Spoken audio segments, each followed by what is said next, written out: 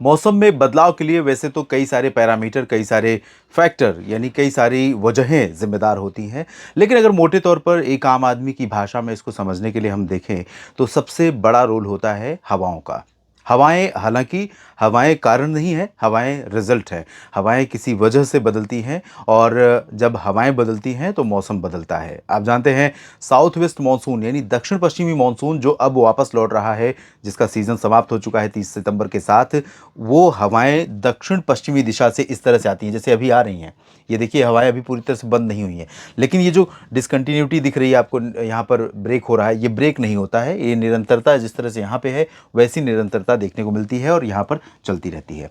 अब भारत से क्योंकि मानसून का सीज़न ख़त्म हो रहा है, तो ज़ाहिर सीज़न ख़त्म हो गया और मानसून वापस लौट रहा है। अब इसके बाद बारिश की कहाँ से होगी, कैसे होगी? पोस्ट मानसून सीज़न होगा। पोस्ट मानसून सीज़न अक्टूबर, नवंबर, दिसंबर, इस दौरान आप जानते हैं कई बार हमारे देश में साइक्लोन हिट करते हैं और साइक्लोन आमतौर पर अरब सागर और बंगाल की खाड़ी में ज़रूर उठते हैं, लेकिन ज़्यादा जो संख्या होती है तूफ़ान बनने की, वो संभावना बंगाल की खाड़ी में ज़्यादा रहती है और वो भारत के पूर्वी तटों की तरफ ही ज़्यादातर बढ़ते हैं। यहाँ से हालाँकि इतिहास थाईलैंड और म्यांमार की तरफ भी जाने का रहता है, लेकिन ज़्यादातर चांसेस इधर भारत की तरफ आने के रहते हैं।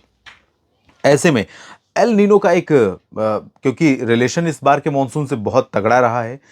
एल नीनो के प्रभाव से ही जून के महीने में मॉनसून बहुत पुअर रहा था। उसके बाद सेटल हुआ मॉनसून जब पूरे भारत में पहुंच चुका था, उसके बाद इंडियन ओशन डायपोल का सपोर्ट इतना ज़बरदस्त मिला कि जुलाई में कई जगहों पर बाढ़ आ गई और अगस्त में फिर से आईओडी कमज़ोर हुआ, या फिर कहें कि एमजेओ या अन्य एटमॉस्फेरिक जो परिस्थितियां होती हैं उनका सपोर्ट नहीं मिल पाया, साथ नहीं मिल पाया। अकेले आईओडी के दम पर मानसून ने जुलाई महीने में इतनी ज़बरदस्त बारिश नहीं दी थी भारत के मध्य और पश्चिमी या दक्षिणी भागों में, लेकिन एटमॉस्फेरिक कंडीशंस भी जिम्मेदार थी या सपोर्टिव थी। उसके बाद अगस्त में हालात ख़राब हुए, हालात बदले और आईओडी का जो प्रभाव था वो इंडियन ओशन डायपोल का जो प्रभाव था वो एल नीनो के प्रभाव पर उतना प्रभावशाली या उतना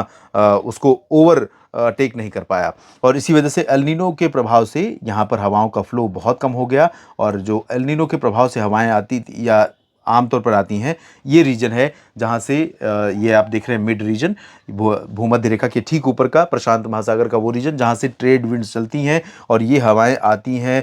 भारत की तरफ एशिया को पार करने के बाद और बंगाल की खाड़ी से होते हुए भारत के मॉनसून को स्ट्रांग करती हैं। लेकिन जब एल नीनो होता है तो ये हवाएं आनी बंद हो जाती हैं और मॉनसून सिर्फ ये जो इंडियन ओशन है इन्हीं के दम पर परफॉर्म करता है, यानी अरब सागर जितनी नमी देगा या बंगाल की खाड़ी जितना पानी देगा उतने पर ही मॉनसून को परफॉर्म करना होगा।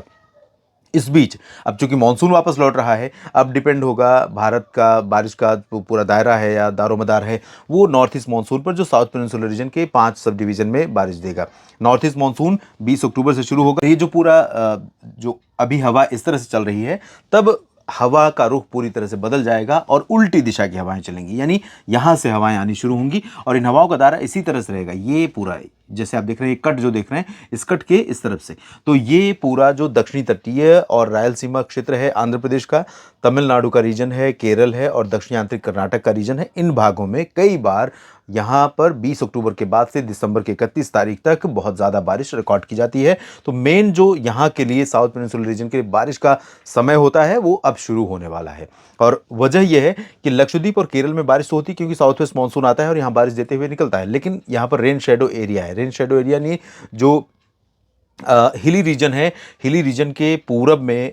पश्चिमी हवाओं के प्रभाव से बारिश बहुत कम होती है और जब इसकी बारी आती है तब यहाँ पर संतुलन बैठता है और यहाँ पर बारिश अच्छी रिकॉर्ड की जाती है। इसके बाद बारी आती है मध्य और पूर्वी या उत्तर भारत के भागों की। यहाँ पर जैसा कि इस बार अक्टूबर में सामान्य के आसपास ही बारिश का अनुमान व्यक्त किया गया है, लेकिन कई जगहों पर सामान्य से कमी रहने की संभावना भी जताई गई है मेट डिपार्टमेंट की तरफ से लॉन्ग पीरियड एवरेज फोरकास्ट में। तो यहाँ पर उत्तर भारत में WD पश्चिमी विक्षोभ से बारिश होती है जो आते हैं कैस्पियन सी और मेडिटेरेनियन सी से, यानी पश्चिमी दिशा से, पश्चिमी एशिया की तरफ से, बीच में जो समुद्र हैं छोटे छोटे, उन समुद्रों से उठने वाली हवाएं उत्तर भारत के बिल्कुल करीब से होकर गुजरने लगती हैं, जो पहले ऊपर से होकर जाती हैं, तो ये नीचे से होकर जाने लगती हैं और जब भी WD आता है प्रभावशाली तो उस सिस्टम के साथ यहाँ पर कोई सर्कुलेशन भी आता है मूव करते हुए। सर्कुलेशन जब बनता है यहाँ पर, तो सर्कुलेशन यहाँ अरब सागर से हवाएं खींचने लगता है और वो अरब सागर की हवाएं नमी लेकर जो निचला क्षोभमंडल है, लोअर ट्रोपोस्फियर है, वहाँ पर पहुँचती हैं और राजस्थान, गुजरात के कई भागों में, कई बार पंजाब, हरियाणा, दिल्ली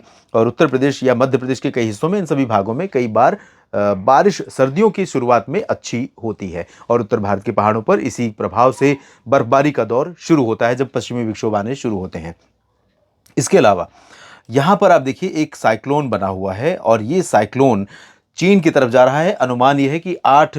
अक्टूबर को रविवार के दिन ये यहाँ पर चाइना पर लैंडफॉल करेगा और चाइना के जो पूर्वी दक्षिणी पूर्वी प्रांत हैं, इन भागों में तबाही मचा सकता है कई जगहों पर, क्योंकि इसकी स्पीड आप देखिए तो 177 किलोमीटर पर आवर अभी है और जब ये बिल्कुल करीब पहुंच चुका होगा तब इसकी स्पीड थोड़ा कम ज़रूर हो जाएगी, लेकिन इसके बावजूद ये काफ़ी ज़्यादा नुकसान पहुंचा सकता है तटीय भागों में। और इससे पहले ये ताइवान को यहाँ पर लैंडफॉल करेगा, ताइवान के दक्षिण से होकर के गुजरेगा, तो ताइवान पर अगले 24 से 48 घंटों बाद या 72 घंटों बाद यहाँ पर तबाही मचा सकता है। अभी से बारिश काफ़ी शुरू हो चुकी है। तो ये सिस्टम देखिए कहीं ना कहीं हमारे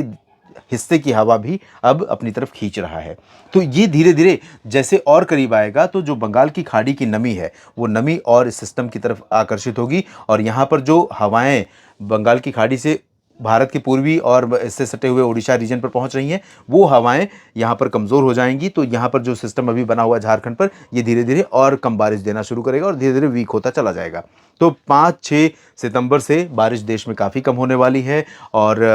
अब बारिश के लिए बंगाल की खाड़ी और अरब सागर के साथ साथ WD का भरोसा रहेगा। जब यहाँ पर कोई मौसमी सिस्टम बनेंगे तब उनके चलते बारिश होगी और कहाँ कब क्या होगा इस पर मेरी लगातार नज़र रहेगी। न्यूज़ मीडिया मंच पर और मौसम तक चैनल पर आपको अपडेट करता रहूँगा। बस आप मेरे साथ जुड़े रहिएगा। इन चैनलों को सब्सक्राइब कर लीजिए अगर नहीं किया है तो, लाइक और शेयर करना ना भूलें। कमेंट बॉक्स में अपनी प्रतिक्रिया हर वीडियो में ज़रूर दें ताकि आपके क्षेत्र के मौसम के बारे में और आपकी इस वीडियो के बारे में राय मुझ तक पहुँच सके। आप सभी का बहुत बहुत धन्यवाद।